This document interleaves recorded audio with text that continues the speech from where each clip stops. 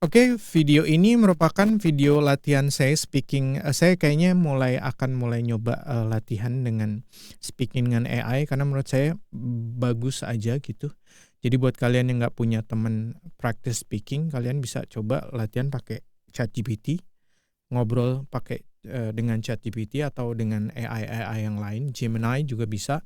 Cuman saya milih nggak tahu yang saya suka kayaknya sih Copilot gitu dari Microsoft. Jadi kita akan coba yuk. Eh, karena dia suka ngasih kalimat-kalimat yang apa ya, seru aja gitu. Oke, kita coba ya. Kita langsung aja. Mana sih Copilot? Oh, ini dia. Copilot. Oke.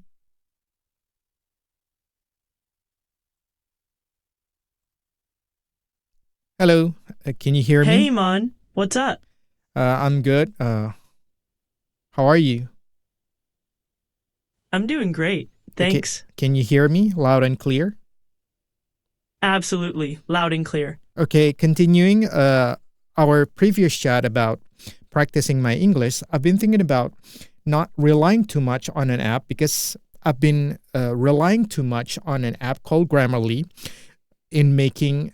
I write a lot of articles to strengthen my English, to be better in English, but but I've been relying too much on this app called Grammarly. And what do you think I should do to decrease my relying too much on this app? Well, Iman, it's great you're eager to improve. To start, try writing short pieces without Grammarly, then use it afterward to check your work. Focus on learning from the mistakes it catches. This Okay, will help. okay, but just try to write like short sentences, and then try to analyze it. Sure thing. Try writing short sentences and analyze them for grammar, punctuation, and style. Then, look for patterns in your mistakes and make a note of them. This will help you understand where you tend to go wrong and improve your writing skills. That makes sense. That makes sense. But because I've been relying heavily on this app, it makes me afraid to make mistakes. I get that. How about setting aside some time to write without any assistance? Embrace Okay, without any assistance, whether that's it will come out wrong or uh, good, does you don't need to care about that. exactly. Mistakes are part of learning. You'll get better with practice, and it's okay if it's not perfect. The key is to keep trying and learning from each experience. Yeah, to keep trying.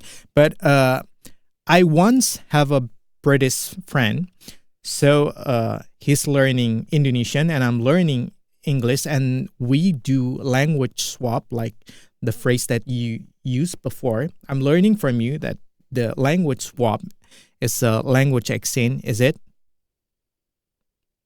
Exactly. A language swap or language exchange is when two people teach each other their native languages. It's a great way to learn because you get real life practice and cultural insights. Yes, real life practice. I learned from him because the way he learned Indonesian from me is that when we change the language into Indonesian and we speak in Indonesian, and then he tries to like learn from me and copying my Indonesian words. And the more we chat, and the better he is. And then I'm thinking to myself, the more I chat with you, I become like chatting to myself because you just steal a lot of Indonesian word from me. And then I kind of like, why didn't I think of that? I should use your method to just speak with native English speakers and try to just imitate phrases, words that they use. And what do you think about that? That's a solid idea. Mimicking native speakers helps you pick up natural expressions and improves fluency. Plus, it's fun to see your progress as you start using those phrases in conversations. Give it a go. But I really need to like I learn a lot from you, like you're saying like burning the midnight oil kind of thing. That's a phrase that's new to me. And then other phrases I learned a lot from you, and then the way you use words. I'm trying to learn from you. Is that okay like that? Absolutely. That's the way to do it. Picking up new phrases and seeing how words are used in context is a great way to learn. Keep at it, and you'll keep getting better. Yeah. And then the way you use it, and then I try to use it. I don't really because I think I can't really learn from grammar books, because for me, language grammar book is too hard for me, kind of like, I don't know, it's too hard for me. It's easier for me to just speak with native English speakers and then try to imitate the way they use words and try to just imitate them as close as possible. I think it's easier for me to do that. Yeah, that makes sense. Real life practice is often more engaging and memorable than grammar rules. So go for it. More Immer- engaging. Okay, what does that mean? it means it's more interesting and holds your attention better. Real life practice makes learning feel less like studying and more like having a Yeah, less like studying. That's how I felt about it. Exactly. It feels less like a chore and more like a natural conversation. That's a great way to learn. Keep embracing that approach, and you'll keep making progress. But somehow, I've been thinking about, what about the grammar rules? If I just like learn from copying native English speakers like this, with you, I try to imitate as much as words that you throw at me, for example, like that. That's actually a smart strategy. By imitating, you naturally pick up grammar rules in context. Okay, pick up grammar rules by just imitating.